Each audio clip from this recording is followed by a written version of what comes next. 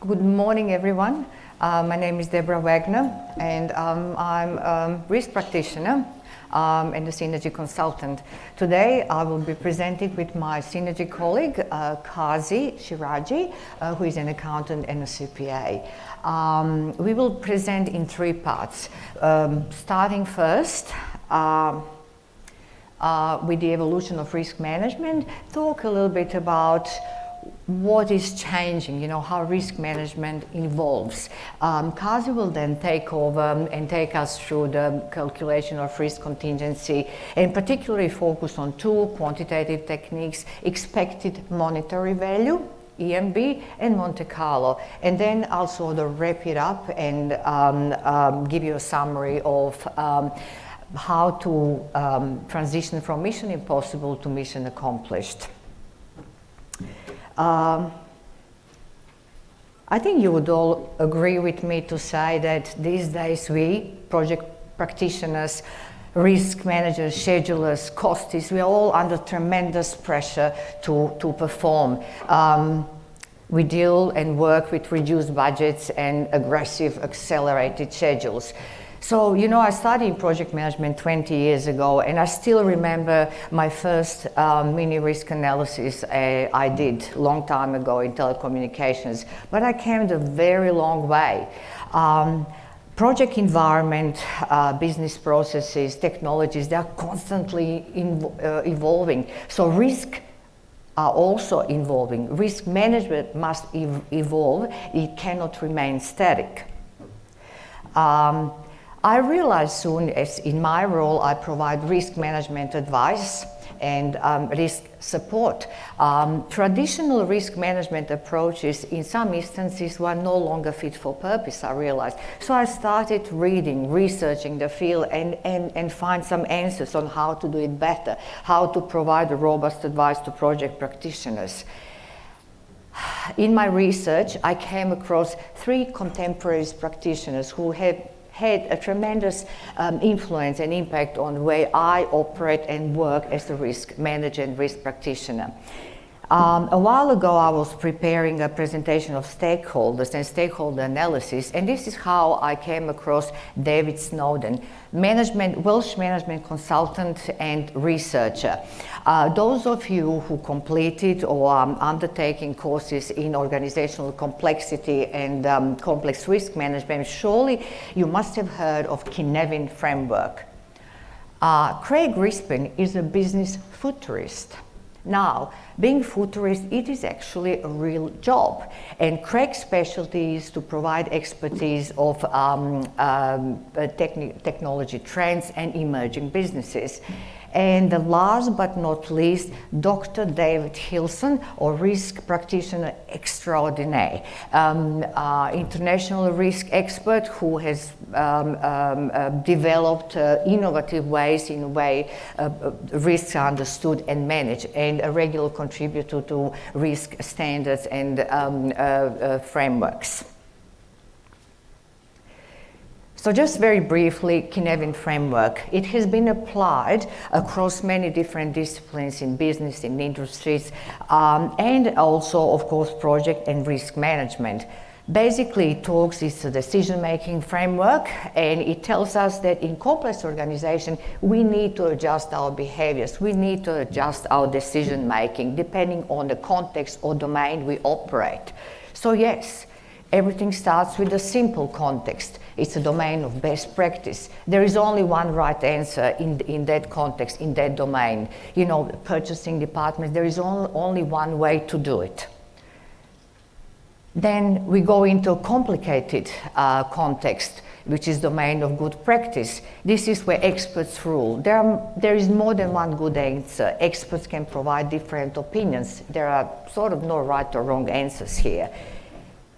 And then there is complex context, domain of emergent practice. So this is our reality. This is a context where we operate, today on mega complex projects. And of course, context where we really don't want to end up, because it is characterized by utter turbulence. There are no patterns in this chaotic context, which is domain of novel practice. So Kinevin framework and risk management, how do we connect it? Well, this is how. The simple context is domain of known knowns. Complicated context is domain of known unknowns. Now we are getting somewhere. And of course, the complex context, these are our unknown unknowns, oncological or emergent risks. And finally, the new term, unknowables. So that was the kinetic framework.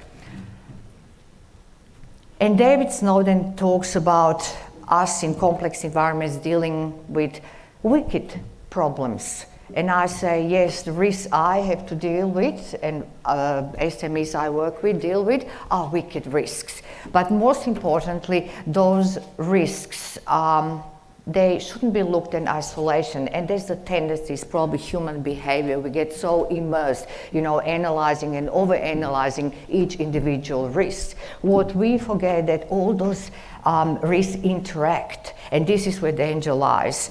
And of course, those of you in the room who know me know, I think you guys know what is going to come up next. Have you heard of the Titanic factor? Because that night when Titanic hit the iceberg and sank, the unimaginable happened. As a colleague of mine, I was having a conversation with another risk manager, and they said to me, look, Deb, we all know all risks, they're not going to happen at once. Well, in Titanic case, they did. All of them happened at once that night. Known unknowns, unknown unknowns. And not just that, those risks interacted. We had double and triple interactions. And this is very much what we are dealing with today on mega or complex projects.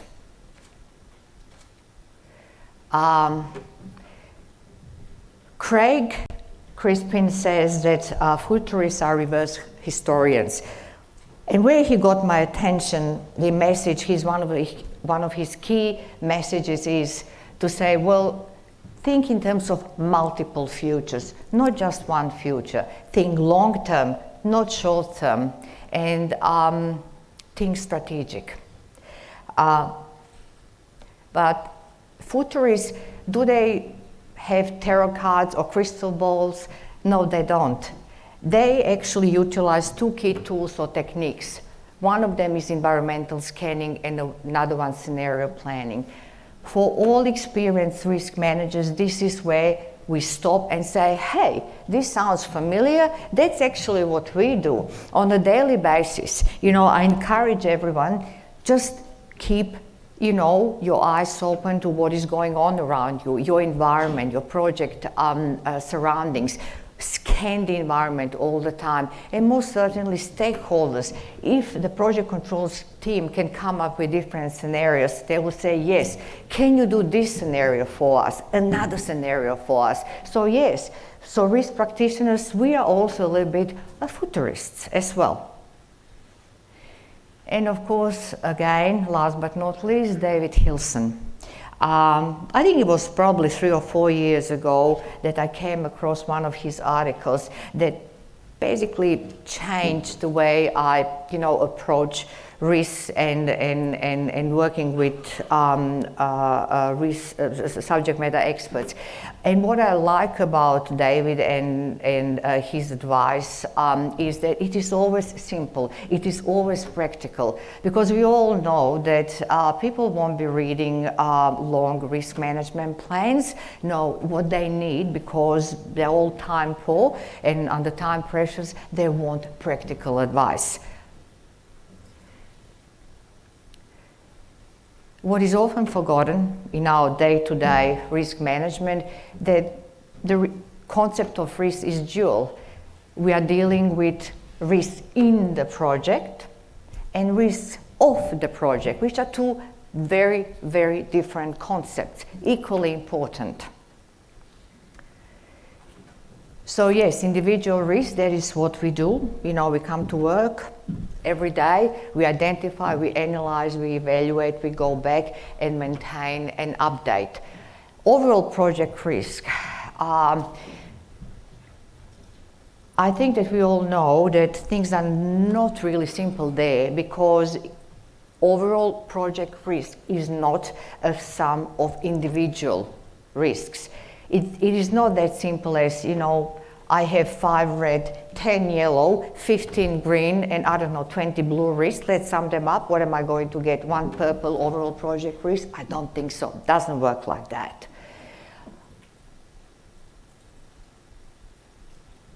So again, this is a question I ask myself as a project manager, my individual risks.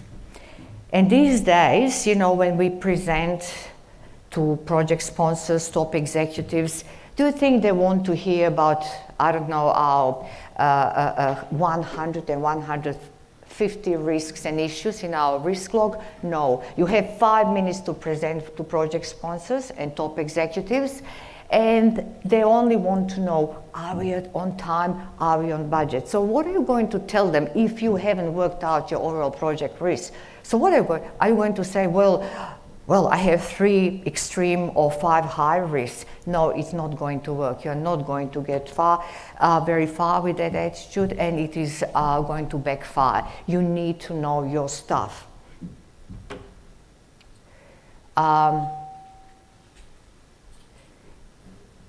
Very comfortable with that, qualitative risk analysis. We identify risks, we assess our likelihood, their likelihood and outcomes, and off we go. Sophisticated software is not required. You know, it comes down to SME to sort of have this warm and fuzzy and come up with some sort of a likelihood and consequence. And of course, this is what I was talking about, traditional risk management. I'm feeling confident, I'm feeling great because, hey, this is what I have. I have a risk log. Everything is under control. It's all going to be good because we are doing risk management. Oh, are we managing risk? Oops, not sure about that. So qualitative risk analysis is by all means not the end. It is only the beginning. And a message that Kazi and I have today is that quantitative risk analysis is the next step that projects should sort of aim towards and take into account. And quantitative analysis is, you know, analysis that will allow all the risks to be looked in combination rather than as individual risks. Many different techniques to execute quantitative risk analysis, but today Kazi is going to take us through only 2 of them, expected monetary value and Monte Carlo simulation.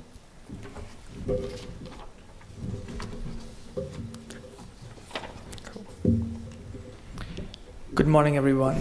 My name is Kazi Shiraji, and today I'll talk about what contingency is, why contingency is important, and how contingency is calculated. Over the past 50 years, there have been numerous examples of cost overrun, schedule delay, performance failure, and even cancellation of multi-billion-dollar projects. Even last week, I saw a news article about Melbourne's huge metro tunnel project, and it appears that it's already $300 million over budget and behind schedule. Cost overrun like this cannot be ignored anymore, which is why cost practitioners and academics are looking at different ways and methods of calculating cost contingencies and developing a robust cost estimation. Today, we'll look at what causes cost overrun and schedule delay. So here is a list of things that causes project underperformance. Project complexity. Well, project complexity can be measured in terms of degree of novelty, uniqueness, interdependencies, among many other things. When something is tried for the first time, it's in the nature of an experiment, which means you don't know how much it's going to cost, how long it's going to take, or whether it's going to work. And then uncontrollable expansion of project scope can have an impact on your cost and schedule. Technology is changing really fast, and you know that disruptive technologies changing the way we work, changing the way we operate at our workplace. So major defense projects and tech projects also are impacted by the pace because they're always trying to catch up. Negative plurality is a very interesting issue where sensitive risk can't be openly documented because of various reasons. And also major projects are prone to black swan risks.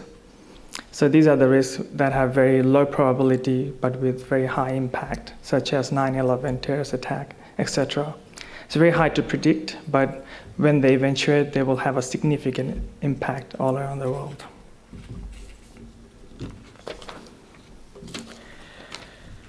Another major problem that project managers face is over-optimism. Over-optimism refers to when people think nothing bad is going to happen to me. So if you ask someone how long it's going to take you to come to work, they will say 15 minutes. But actually it's going to take them half an hour because they don't think that they will be impacted by traffic, or they may bump into someone and say hi, or so many things can go wrong, but people generally think optimistically. Similarly, when people develop project time frame and cost, they like to be optimistic, and it creates a bias, and that also encourages them to systematically ignore complex risk. Another thing we often see at our workplace is group thinking. Group thinking happens when a group of well-intentioned people make irrational and non-optimal decisions based on or encouraged by urges to conform and avoid conflict, which means people stop asking questions and challenging people's viewpoint.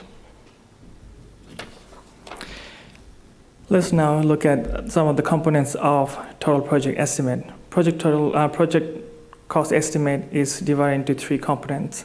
It's very difficult to determine how much a project will cost. That is why project cost is normally split into 3 components. First one is base cost. So base cost is the aggregated total cost of all the work activities and packages.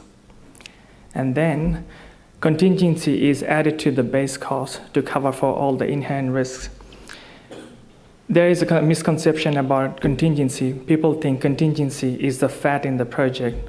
So contingency won't be required if the project is run smoothly, but it's incorrect because contingency is expected to be expected.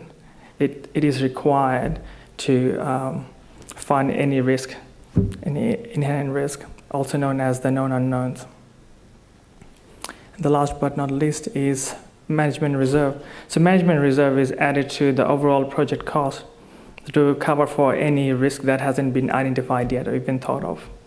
So when the project is at a low maturity stage, they will require a larger management reserve. As the project matures, the requirement is going to shrink. Now let's look at what is covered by contingency. Contingency is there to cover any known unknowns that are within the scope of the project. Things like days lost to sickness or wet weather, accident, incidents, equipment failure, etc. are all risks to the project and will have an impact on the cost and schedule. Things on the right-hand side are not covered by contingency. Things like scope changes. Such changes should be processed through change management process. Extraordinary events such as natural disaster, bushfire, flood, etc. And also things like cost escalation, exchange rate are normally factored into base cost, which means if you have allocation for them through contingency, you're double dipping, basically. Today, we will only focus on 2 different methods for calculating contingency. The first one is expected monetary value. Expected monetary value is a quantitative analytical technique. It is used to calculate the weighted average cost of an event. It's also well suited to be used in conjunction with decision tree analysis. And to get a better result, we need to include both our opportunities and threats. In other words, our positive and negative risks. EMV generally relies on 2 basic numbers, probability and impact. So probability is the likelihood of occurrence of an event, and impact is the amount of money that is going to cost you when the risk eventuates. So EMV is probability multiplied by impact. So this is an example of how EMV is calculated. Most of this information will be readily available in a risk register. So a risk register will have a list of all your risks along with the probability and impact. When you multiply your probability by impact, you get individual contingency for each risk item. When you aggregate all of them, you get the total project contingency. For example, if you have a risk that has 50% chance of occurrence, and if the risk eventuates, that will cost you $500. Using the formula you saw earlier, your total EMV for that particular risk is $250. Now, you may think if the risk eventuates, it will cost you $500, but you only have allocation for $250. When you look at top of project level, you should have enough contingency to cover for those risks, because it's highly unlikely that all your risks will eventuate at the same time. What happened with Titanic? So the strengths and weaknesses, well, as you saw, EMV is a very simple technique. Most of the information required for EMV can be easily accessible from the risk register, and you can use it in conjunction with decision tree analysis and other techniques. And it doesn't require any software, so it's not very expensive. The downside is it heavily relies on expert judgment, which means it's prone to bias. And also, when you're making a risk decision, you need more information than what EMV can provide. Monte Carlo. What is Monte Carlo? Monte Carlo is a city or a province in Monaco. It's also known as the gambling capital of the world. The reason Monte Carlo simulation was named after this city, because this modeling technique uses chances and random outcomes as the basis of the modeling technique. So today, I want to share with you the story behind Monte Carlo, how Monte Carlo simulation was invented. Monte Carlo simulation was invented by a famous mathematician named Stanislaw Ulam, who is famously known for his contribution in thermonuclear weapon. When he was recovering from his illness, he was playing solitaire, and he kept losing the game. So he thought, what is my probability of winning this stupid game? So he developed, as being a mathematician, he developed a lot of math formulas to understand the combinatorics, but it was too difficult to replicate. So he thought another alternative way is to play the game over and over and count how many times he wins divided by number of hands he plays. But then he realized that to get an accurate result, he needs to play this game for years. So he spoke to his friend John von Neumann to check whether this can be replicated in a computer. And John von Neumann developed a simulation technique which is now known as Monte Carlo simulation. So Monte Carlo simulation calculates numerous scenarios of a model by repeatedly taking random value from an input distribution and calculating the results. Well, before we get into the details, let's look at the 4 key things that you need to keep in mind when you're using Monte Carlo simulation. The first is population. Well, population is the universe of all the possible examples. So if you think about a game of solitaire, the population of solitaire is every possible game that you can play. However, for simulation purposes, it's very difficult to model every possible scenario. So a subset of the population is used for simulation purposes. And also, when you select the subset, they need to be randomly selected. Another thing you need to keep in mind is variance. When you have variance, you need a large sample of data. Say, I flip a coin 100 times and I get 100 heads. So you would be certainly confident that the next flip I will get a head. But if I flip it 100 times and I get 42 heads and 58 tails, you wouldn't be that confident. To get same amount of confidence, you actually need to flip it probably 1,000,000 times. So as you introduce variance, you need to actually increase your sample size. Which brings us to theory of large numbers. So according to this theory, average of the results obtained from a large number of trials should be closer to the expected value. So if you look at the example on the left-hand side, it shows if you roll a dice and count how many times it rolls and calculate the average, at the beginning, the average is going to fluctuate a lot because one time it will roll 3 times, the next time it may roll 5 times.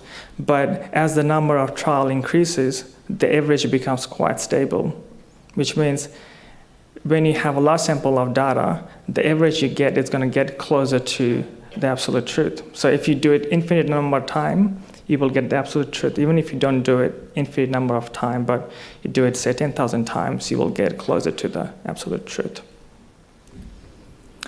The first step of Monte Carlo simulation is to get the input data. And this input data is collected in the mean of 3-point estimates. So 3-point estimates have 3 estimates, which defines a probable range of possible outcomes. So the first thing a cost estimator will do is work with the team member who is assigned to a task and identify all the positive and negative risks assigned to that task, and also ask them to provide 3 estimates: best case scenario, most likely, and worst case scenarios. Now, the study shows that when you ask for 3-point estimates, you may get up to 30% optimism bias or estimating bias. People tend to overestimate their best case scenario and underestimate worst case scenario being optimistic, which is why cost estimators often don't use this minimum and maximum value as the endpoint of the triangle distribution. Instead, they adjust the endpoint to get a wider range of possible outcomes. Now, Monte Carlo simulation can also work quite well with traditional risk register. So this is an example which is similar to the example we saw earlier. The only difference is the impact is not the most likely outcome. Instead, it's a range of possible outcomes.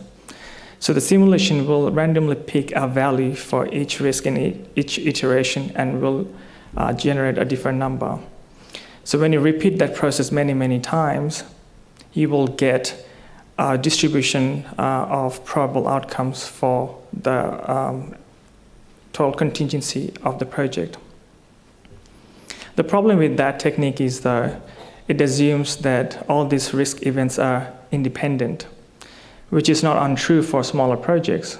But for major projects, it doesn't work because for major projects, risks are normally correlated and their impacts overlap. So we need to look at risk in combination, which is why risk managers understand the importance of using modeling technique and incorporating correlated risks. And risk model, that's why it has evolved, and through the use of Monte Carlo simulation, it has evolved the way risk is calculated, or the contingency is calculated. You will often find in major projects, cost and schedule are closely related. If schedule is delayed, it will have an impact on the cost. And if you have insufficient funding, it will have an impact on your schedule, which means you can't look at cost and schedule in isolation. And also, multiple risk items could be correlated and dependent on one particular risk item. So if that risk item eventuates, it will have impact on all the correlated risks. So when you look at an individual risk which has an impact of $10 million, and you look at all the correlated risk, and you look at what is the impact of that risk in combination, that may actually become $50 million. So it's important to understand this relationship. And risk modeling can recognize this relationship, and when it calculates different scenarios, it actually factors in all these relationships. Using risk modeling, it will also generate a distribution curve of probable estimates. And the model will also produce some other useful graphs, such as the S-curve. The reason it's called S-curve because the shape of the graph forms a shallow S. And the reason it's shallow is because the growth of probability at the beginning and towards the end is very slow. So the S-curve is used to calculate the probability of, the S-curve is used to calculate the confidence level. So for example, if you look at the example on the board, the P50 cost is $1.1 million, which means you can be 50% confident that the actual cost will be below $1.1 million. And the way it's calculated is when you run the simulation, 50% of the simulated cost came below $1.1 million. Now, the government projects normally go through two-stage approval process. It is required that the first stage approval process should have at least P50 confidence level, and the second stage estimate should have at least P80 to P90 confidence level. Let's now look at a very simple example of how Monte Carlo simulation is used. We've got only 3 WBSs, high-level WBSs for the project, with the most likely value in the middle and a high and a low figure for each of these WBSs. So when you aggregate all your base cost, you get the total project base cost, which is $4 million in this case. When you run the model will randomly pick a value from that input distribution and will generate a different total simulated project cost. Once the model is finished, it will also provide these output statistics, such as what is your base cost, what is the likelihood of actual cost exceeding the budget, and also what is your mean cost. And based on the confidence level you pick, it will also show what is the estimated cost. In this case, we picked P70 confidence level, and for that confidence interval, the estimated cost is $4.98 million. So if we use this cost for project approval or project budget, our contingency is going to be the difference between P70 estimate and the base cost, which is $0.98 million. Monte Carlo simulation can show the relationship between cost and schedule, and also shows the combined effect of risk. It also helps cost analysts to do other useful analysis, such as sensitivity analysis or tornado analysis, which I'm not going to go into detail. But the downside of Monte Carlo simulation is it can be quite expensive, and also the quality of the estimate is going to be dependent on the quality of input, which means garbage in, garbage out. So it's also prone to people's bias. Now, the question is, should you use Monte Carlo simulation or EMV? Well, there is no preferred method. You need to use your professional judgment to determine which method is appropriate for your project based on the budget and the size of the project. On that note, I'll invite Debra back to the stage. Okay. Sum it up. Thank you, Kazi. Nice. Okay, so let's wrap it up. It was in London last year where Dr. Hilson delivered one of his, I think, best presentations on, of course, what else but mega complex projects and emerging risks. And this is where imagination can start running wild, particularly for people like myself who are movie buffs. And I don't know whether you know what's coming up next. So this is when I daydream what I think of.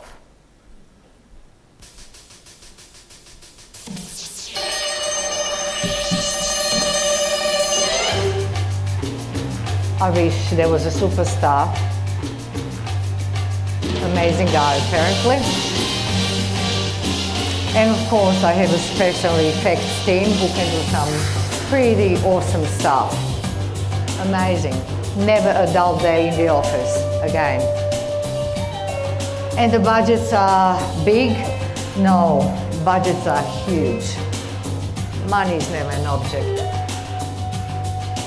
And of course, the last piece of the missing puzzle.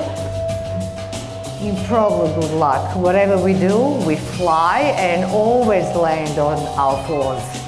Yeah, wouldn't mind that.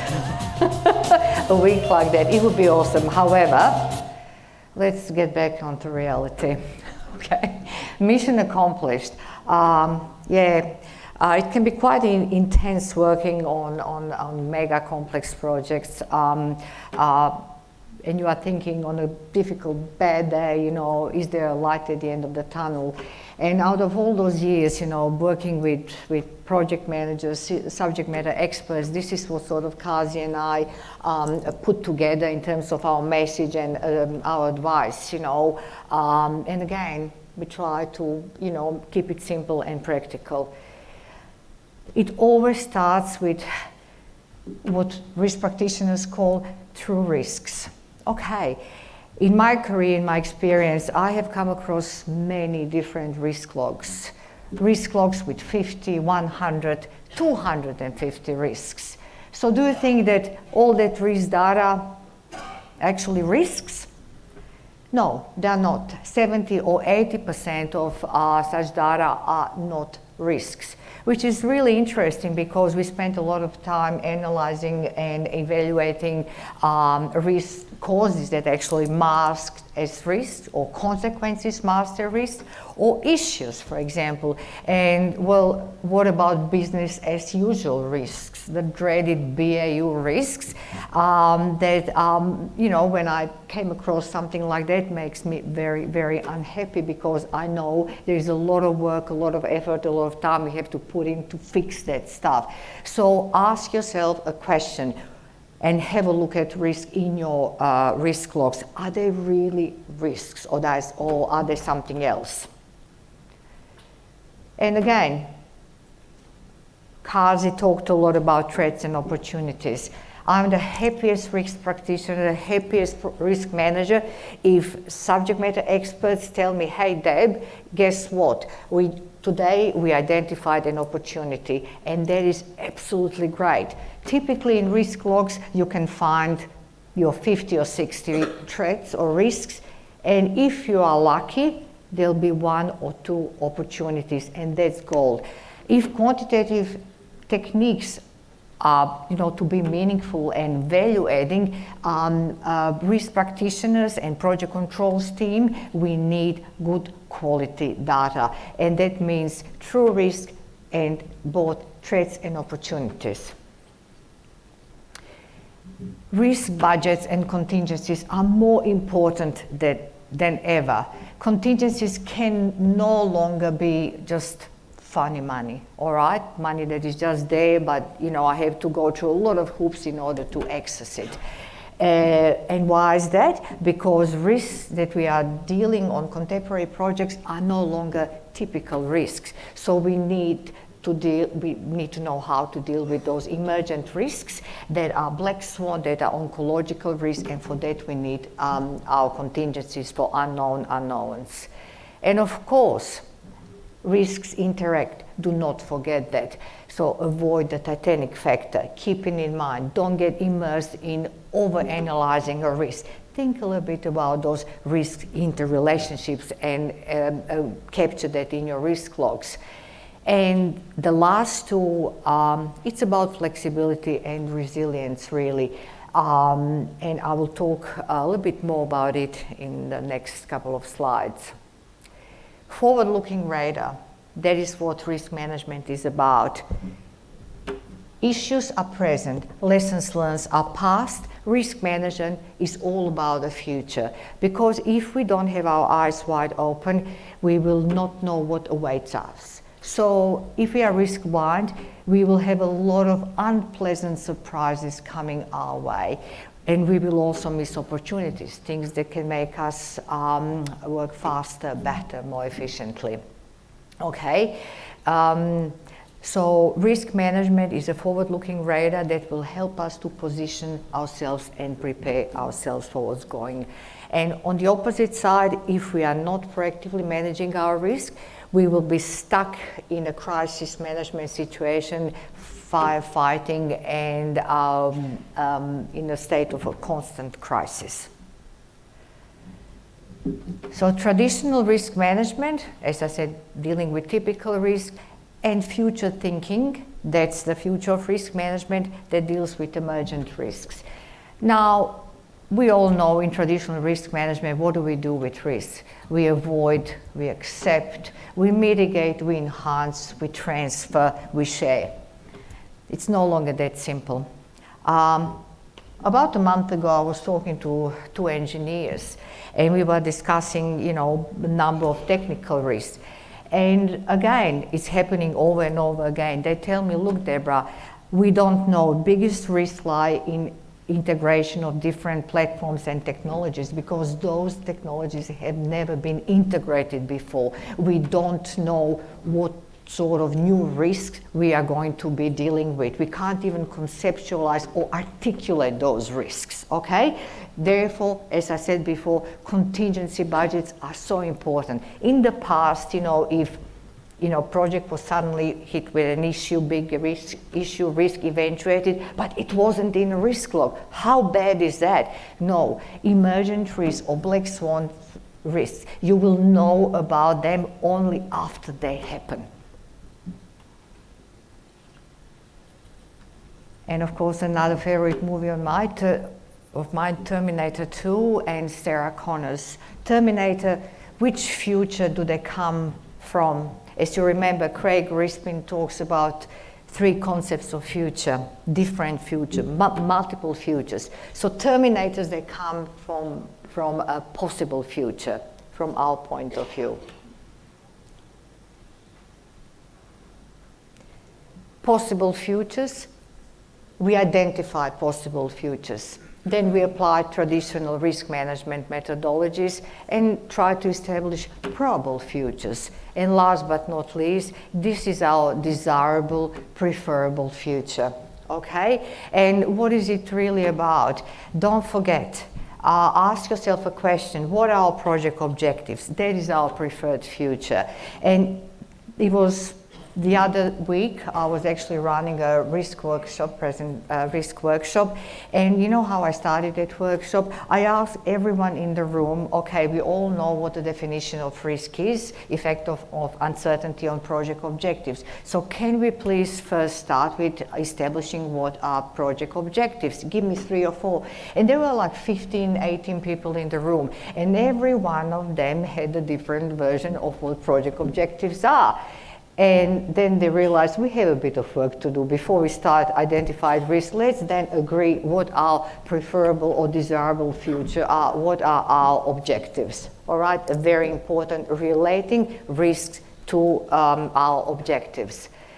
And the final message, manage risk and control the future, and turn our desirable, preferred future into reality.